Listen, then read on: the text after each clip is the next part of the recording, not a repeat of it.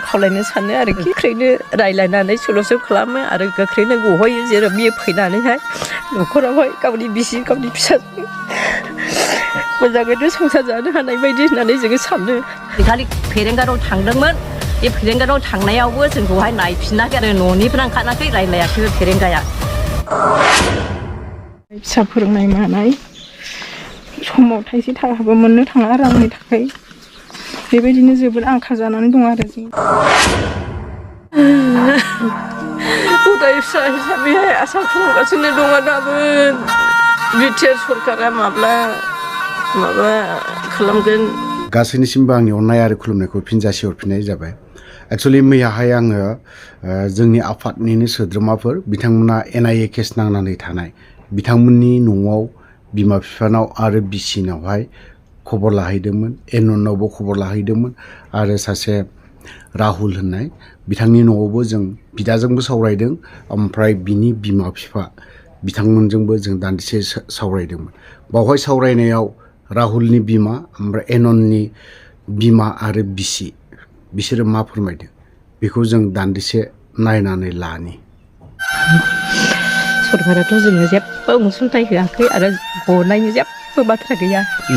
जोङो सरकारनो खावलायनो सानो आरोखि गोख्रैनो रायलायनानै सलुसन खालामो आरो गोख्रैनो गहोयो जेराव बियो फैनानैहाय न'खरावहाय गावनि बिसि गावनि फिसाजों मोजाङैनो संसार जानो हानाय बायदि होननानै जोङो सानो। अननानै सरकारा गोख्रैनो थाबैला हामगौ होननानै जों सानो आरो। दसे जेलाव NIA केस नांनानै जेलाव दङ ओमफ्राय दा बिनोहाय जोङो मा हरनांगौ मास जोङो फैसा हरनाङो 2,000 3,000 अबेबा समावहाय ओमफ्राय दा माला गगोन जोंथ' जेबो मिथिया आरोखि सिमनानै गैया। माने गेदेर गोलावफ्राबो दिनैसिमबो थाबायाखै नालाय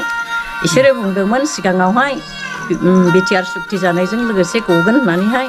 ओमफ्राय दा दिनैसिमबो गवाखै आरो दिनैसिमबो सारफ्रोम मोना बिनि थाखाय रायखाङाबो आरो जेबो मावाखै होननानै जों खोनायो। न'खराव जोबोद खस्थ'यै सोलिनानै दं। उन्दैनिफ्रायनो गथ'आबो बिफाखौ लोगो मोनाखै।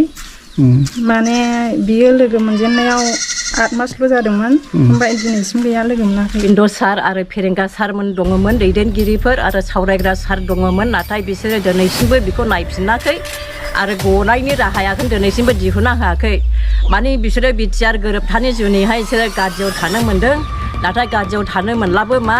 बिसोरो दिनैसिमबो बे गावनि लोगोफोरखौ बिसोरो नायसनाखै आरो नायफिनाखै आरो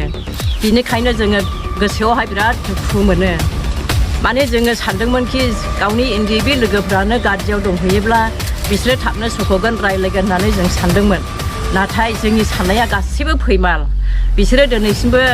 जोंनोहाय मोननांगौ रांखौबो होआखै आरो दिनैसिमबो नायफिनाखै आरो सानसेखालि फेरेंगाराव थांदोंमोन बे फेरेंगाराव थांनायावबो जोंखौहाय नायफिनाखै आरो न'निफ्राय ओंखाराखै रायलायाखै फेरेंगाया ओमफ्राय जोङो फैफिननांदों आरो न'आव।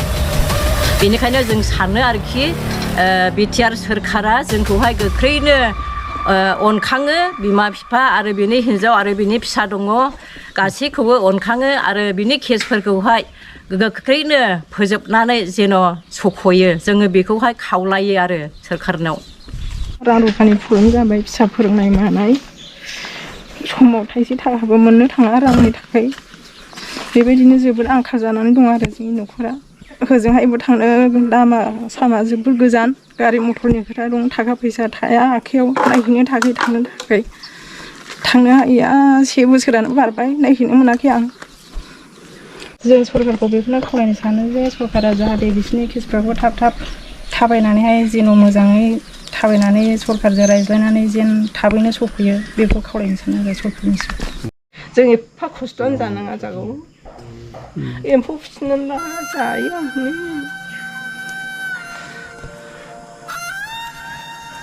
दुखु खस्थ'खौलाय मा बुंनानै फोरमायजोबावनो बाबुफोर।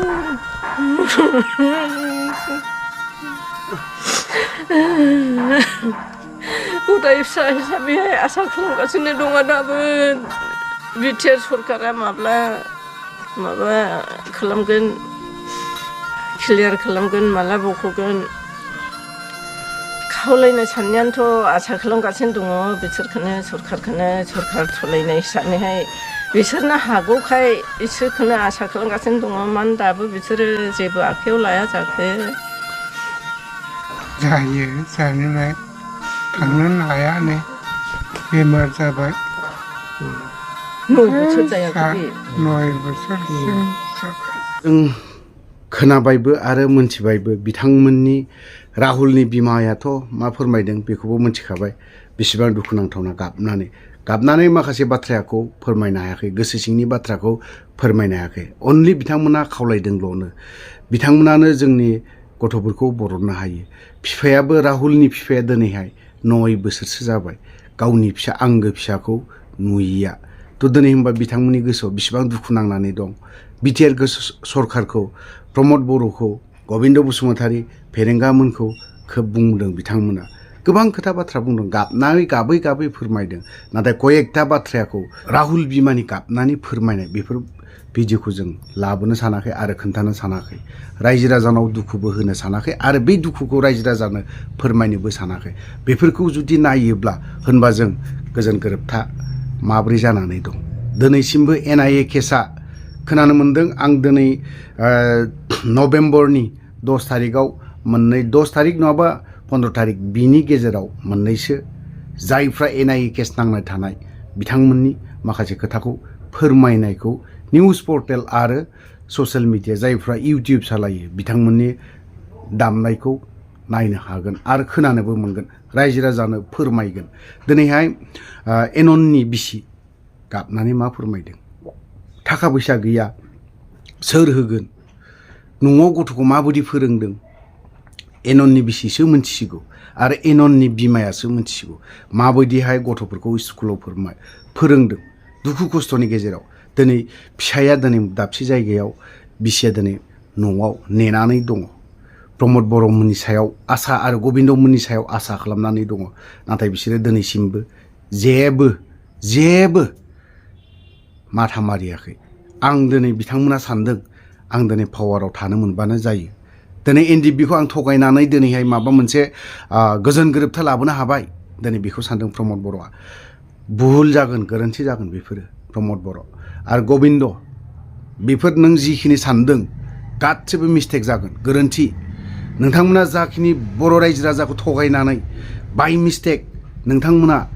सोलायनायनि मुङाव गोजोन गोरोबथानि मुङाव नैबे गोजोन गोरोबथानि गेजेरजोंनो दिनैहाय जोंनि एकर्डनि गेजेरजोंनो जेलनिफ्राय NIA केस नांनाय जायफ्रा जोबथेसालियाव थानांनाय दिनै बिथांमोना उदां जागोन होननानै फोरमायदोंमोन सोर फोरमायदों बेखौ बिथां प्रमद बर' हारिनि सिन्था खालामग्रा बर' रायजो राजानि दुखु खस्थ'खौ साननो गोरों मेलेमजिबि दिनै बिथाङा बुंदोंमोन नाथाय बहा बेफोर गासैबो उल्था दिनै सोरबा सानैसो NDBनि दैदेनगिरिफ्रा माबा मोनसे जाबाथ' जानाय नङाना सोरबा EM जाब्लाथ' जानाय नङाना MCLA जाबाथ' जानाय नङाना बेफोरबायदि खालामना होबानो दे दायथ' जोब्बाय बे नङा प्रमद बर' गबिन्दआबो साननो नाङा जे जोंखौ MLA खालामदों डेपुटि चिफ खालामदों सोरखौबा EM खालामदों बेखौ सानबा जानाय नङा जों दिनै बै सुबुंनि दिनै बिथांमोननि दुखु खस्थ' खालामनाय बै बिमा बिफानि गाबनाय दिनै बिनि मोदैजोंसो बिनि दुखु खस्थ'नि गेजेरजों जों EM जादों बा MLA जादों बा डेपुटि चिफ जादों बेखौ साननाया मोजां 100% जोंनि जायफ्रा गोथाङै मुंख्लं जानानै दं बिथांमोनखौ नायनांगौआ नैबे प्रमद बर' बिथाङानो नायनांगौमोन लोगोसे गबिन्द बसुमतारी नायनांगौमोन लोगोसे आरो रन्जित बसुमतारी नायनांगौमोन दिनै बिथांमोनखौ मा होनना बुंगोन हारिया जेब्ला अलखदाव गोग्लैयो सोर गावसोरल' राजा जानानै थाबा जानाय नङा दिनै बिथांमोननि दुखुनि समावबो साननो हानाय गोहोआ थानांगोन ओरैनो जों डेपुटि चिफ ओरैनो जों एमनो सोरबा CEMनो जाबाथ' जानाय नङाना दिनै बै सुबुंनि दुखु खस्थ'नि गेजेरजोंसो नोंसोर दिनै बे बिटिआर एकर्डआबो जानानै फैदों ओरैनोल' सायावल' हारिनि बाथ्रा बुंबा जानाय नङा नैबे गोसोनिफ्रायबो ओंखारनांगोन हारिनि खोथाया अनलि नैबे खुगानिफ्राय हारि दिनै बेफोरबायदि बाथ्रा बुंबाय जानाय नङा दिनै प्रमद बर'आ हारिनि बाथ्राखौ बै समाव बेसेबां गोदोना हब्रा बुंदोंमोन बेसेबां गिदिर बाथ्रा बुंदोंमोन नाथाय दिनैहाय मा पलिटिक्सआव फैनाय लगे लगेनो मा बाथ्रा बुंदों मा खोथा फोरमायदों बेफोरबायदि बुंबा जानाय नङा सोरबा 17 बोसोरखौ लाना बुंबाय थाबा जानाय नङा सोरबा 20 बोसोर लानानै मावबाय थानायखौ सोरबा 25 बोसोर मावनायखौ लानानै बुंबाय थाबा जानाय नङा दिनै 17 बोसोरनि गेजेरावबो बा 20 बोसोरनि गेजेरावबो बै सुबुंफोरखौ बुंखांनांगोन रायखांनांगोन दिनैहाय बिसोरनि दैदेननायाव बिसोरनि सेक्रिफाइस दिनै बिथांमोननि जिउ दान अबदान दं नैबे गोजोन गोरोबथा मा गोजोन गोरोबथा नैबे बिटिआर एकर्डल' नङा बिटिसि एकर्डआवबो जों बर'नि जिउ आरो थै अबदान दं बिएसि एकर्डआवबो दिनै बर'नि जिउ आरो थै अबदान दं दिनै नैबावहाय बेफोरो सोरनिबा मुंख्लं जानायाव सोरबा गोथां मुंख्लं जानायाव बिखायाव गानानै जायफोरा दिनै गोथैयै मुंख्लं बिथांमोननि बिखायाव गानानै थिफुदला बाथ्रा बुंबाबो जानाय नङा ओंखायनो आं बुंदों रनजित बसुमतारिया 17 बोसोरनि बाथ्राखौ बुंदों नोंथाङा बोसोरथामावलाय मा मावदों नोंथाङा मा मावदों जेबो मावाखै जेबो डेभेलप खालामाखै लाब गैया आं जाखिनि बाथ्रा बुंदों सैथो खोथाखौ बुंदों आरो सोरबाया कमेन्ट गाज्रि लिरना हरबाबो आंहा फाजानांगौ दरखार गैया इउपिपिएलनि सोद्रोमाफोर कयेकजनफोरा लिरनानै हरो गाज्रि कमेन्ट बुंनांगौ जेबो गैया बिसोरखौबो खिन्थु सम सफैगोन बिथांमोननियावबो बेफोरबायदिनि खैफोद अलखदा सफैगोन दिनै रनजित बसुमतारिया 17 बोसोरनि खोथाखौ लानानै बाथ्रा बिराद थिफुदला बुङो दिनै कयेकजन दैदेनगिरिया रनजित बसुमतारिखौ बिराद मोजां लिडार होननानै बुङो नाथाय बिनियाव बयनिख्रुइबो बर' जाथियाव लेथ्रा गाज्रि आखु गियान दङ होननानै बुङोबा रावनावबो गैया रनजित बसुमतारि आरो गबिन्द बसुमतारि आरो प्रमद बर' बिसोर साथामनावनो लेथ्रा गोसो हारिखौ अलखदाव खोख्लैनानै दोननानै गावसोर राजा जानायनो लुबैनाय गाद्दि लुबैसुला बिसोरो नाम्बार 1 गाद्दि लुबैसुला गोजा बिसोरो प्रमद बर'आथ' बेखौ आं बुंलायनांगौ दरखार गैया रायजो राजाफ्रानो मोनथिगौ गाद्दि लुबैसुला ना हारि अनफावरि ना माबा मोनसे लुबैसुला रायजो राजा मोनथिगौ बेखौ दिनै सोलायनायनि नामाव रायजो राजा सोलायदों मोजां जादों जोंबो मोजां मोनदोंमोन बबेबा मोनसे पलिटिकेल हान्जाखौ जोंबो ब्रेक गाहोनांगौ नाथाय जों बैनि उल्था जों मा मोनखो सोलायनायनि गुस्लायनायनि नामाव जों मा नुनो मोनदों गासैबो उल्था होनबा जों दिनै सोरबा सासे पलिटिकेल हान्जाखौ दोनबाय थानायानो मोजांमोन साबसिनमोन आरो देग्लाय मोजांसिनसो साबसिन मावनोबो हागौमोन दिनै नोंथांमोनफोरबायदिया हारिखौ थगायनानै बबेबा जायगायाव माबा मोनसे मावोब्ला सोरखौबा माबा मोनसे बाथ्रा बुंनाय थ' जेखियानो जाया जोंनि जायफ्रा एक्स एनडिएफबिनि गोथाङैनो मर्टियास जानाय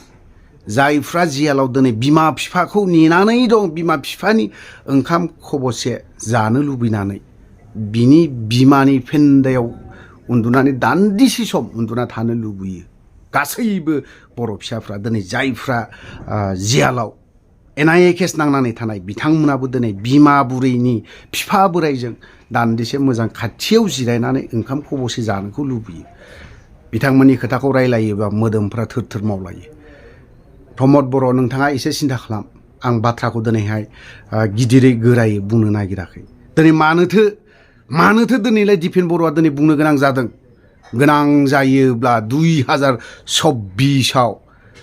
बड'लेण्डनि थाखाय आरोबाव फिन सोमावसारफिनगोन होननानै बेनोमोन नामा नोंथांनि